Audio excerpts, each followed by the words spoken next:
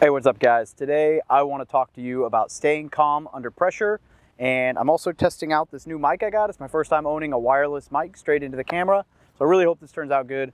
But here's some tips for staying calm under pressure.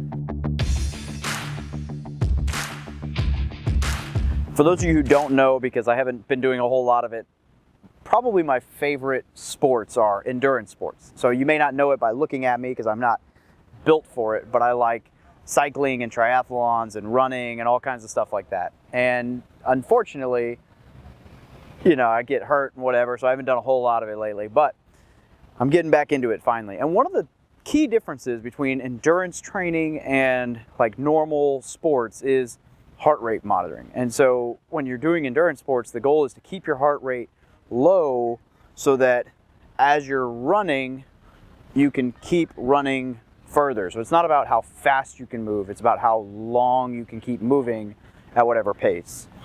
And so that's kind of the key difference here. So when you're training that way, you would think that the way to do that is to do really hard intervals and really jack your heart rate up so that over time it can go back down, you can lower your heart rate and whatever. But the reality is that in order to train for this effect, it's almost like a run slower to run faster. So it's like the old smooth is fast, or slow is smooth, smooth is fast. So you want to actually slow down and lower your heart rate and train at that low heart rate. And over time you'll get faster while maintaining that low heart rate, as opposed to just really pushing your threshold. And so you basically can run further and faster with less energy burn because your heart rate's down. So that's the concept. So the main point there being that you don't train harder to lower your heart rate, you train at a lower heart rate longer.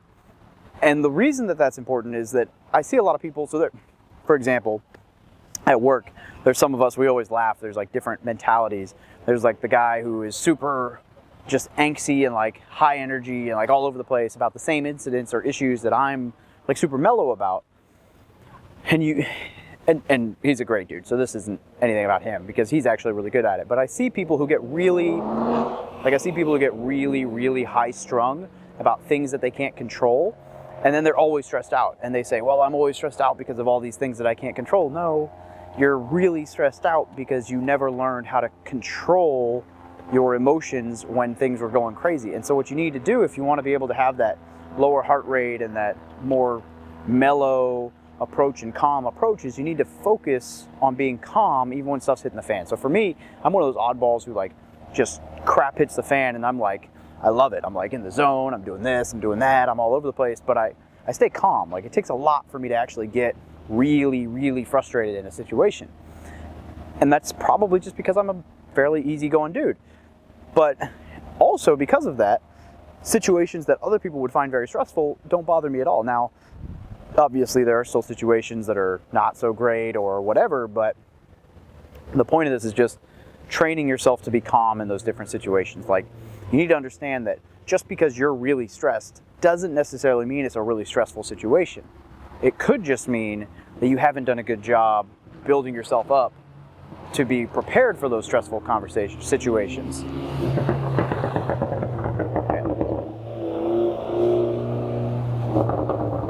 It's kind of a cool sounding little car.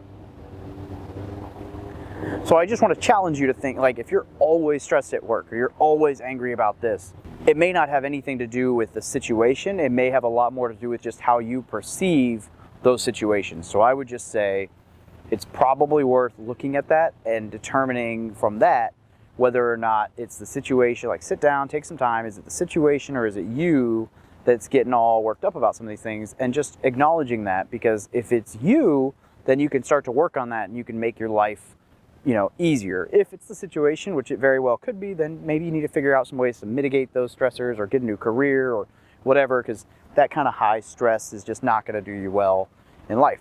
Just a little food for thought. I hope that this helped you out a little bit with your mentality, because if you can stay calm in stressful situations, you'll do much better in life, because the calm and collected person who shows poise is going to they're going to do a much better job presenting as a leader. They're going to do a lot better job in stressful situations. And the other thing that you can do with this is the building resilience. You can cultivate stress. So put yourself into somewhat stressful situations. If you don't like public speaking, give yourself chances to be in public and do some speaking. If you don't like confrontation. Maybe you sit your boss down and talk to him about something, but putting yourself into these spots that are a little bit uncomfortable and then focusing on staying calm so that when stuff hits the fan, you are ready to stay calm. So that's my thoughts for the day. Have a great day.